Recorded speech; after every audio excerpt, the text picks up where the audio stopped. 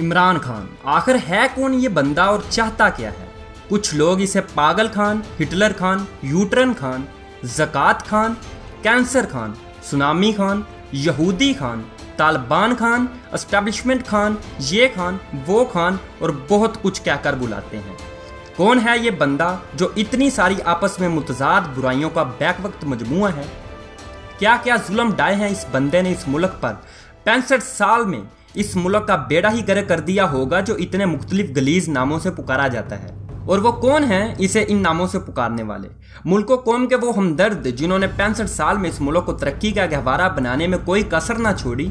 वो जरदारी जिसने कभी भूखी नंगी कौम के पैसों से घोड़ों को जाम और मुरब्बे नहीं खिलाए, सरे महल वगैरह नहीं बनाए।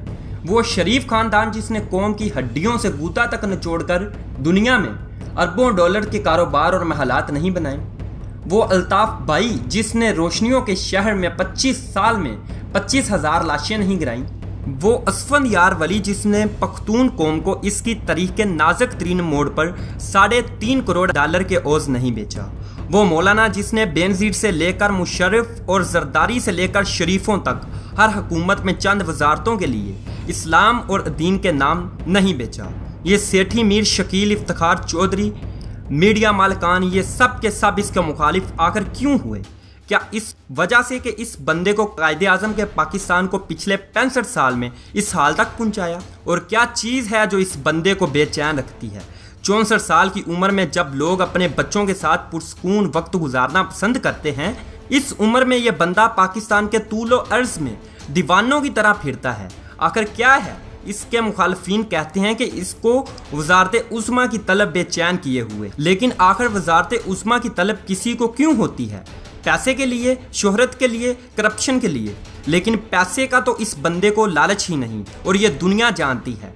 इसकी सारी जिंदगी समर की गवाह है। इसने तो अपना क्रिकेट से कमाया हुआ अक्सर पैसा भी इस मुल्क के गरीबों के लिए शौकत खानम हस्पताल और निमल यूनिवर्सिटी में झोंक दिया। पैसा चाहिए होता तो बरतानिया में किसी टीम की कोचिंग संभालता और साथ ही क्रिकेट मैचों में कमेंट्री से करोड़ों कमाता। पैसा चाहिए होता तो जमाइमा खान की तलाक के ओज ही बरतानवी कवानीन के मुताबिक अरबों वसूल कर सकता था शोहरत के लिए। लेकिन इमरान खान से ज्यादा शोहरत भला किस पाकिस्तानी को अल्लाह ताला ने दी होगी? वो शख्स के बरतानवी शाही खानदान जिसके साथ उठने बैठने में फख्र महसूस करता है और इंडिया से तुर्की और पूरी दुनिया में बगैर किसी सरकारी ओहदे के इस बंदे को हाथों हाथ लिया जाता है। वाहद पाकिस्तानी लीडर है जिसको बैरूनी दुनिया में करप्शन या स्विस अकाउंट्स या बत्ताखोरी और टारगेट किलिंग की वजह से नहीं जाना जाता, बल्कि इसका नाम अच्छे लफ्जों में लिया जाता है। और ऐसे बंदे को भला मजीद शोहरत की क्या जरूरत होगी करप्शन के लिए? लेकिन करप्शन का तो ये बंदा रवादार ही नहीं। पख्तूनख्वा में 4 साल से हुकूमत है ना इसकी। कोई कह सकता है कि एक पैसे की भी करप्शन की हो इसने?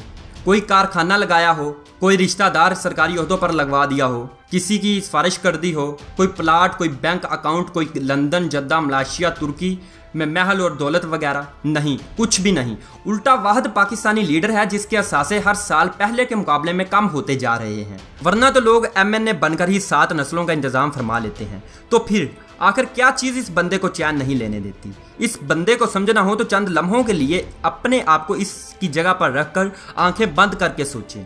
क्या बकारी बनना आसान है? किसी के आगे झोली फैलाना आसान है? सवाली बनना आसान है? और वो भी अपने फ़ायदे के लिए नहीं बल्कि कौम के सिसकते हुए गरीब मरीजों, बच्चों के वास्ते।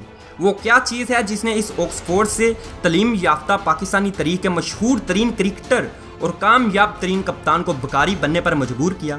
गली गली, शहर शहर, गांव गांव अपनी इज्जत नफ्स को पस्से पुश्त डालकर झोली फैलाकर बकारी बनने पर मजबूर किया। 20 से 25 साल से ये बंदा झोली फैलाए मुल्क और बैरून मुल्क पाकिस्तानियों के लिए भीख मांगता है। कोई इसे बकारी होने के ताने देता है, कोई ज़कात खां कहता है, कोई किसी और तरीके से मजाक उड़ाता है। लेकिन ये बंदा फिर भी पीछे नहीं हटता। ये आसान नहीं है। कदम कदम पर दिल को मारना पड़ता है। अपनी इज्जत नफ्स, अना और फ़क्र का खून करना पड़ता है। यकीन ना आए तो कभी ये करके देख लें। झोली फैलाकर किसी दिन लोगों के सामने खड़े हों और वो भी अपने लिए नहीं बल्कि दूसरों के लिए।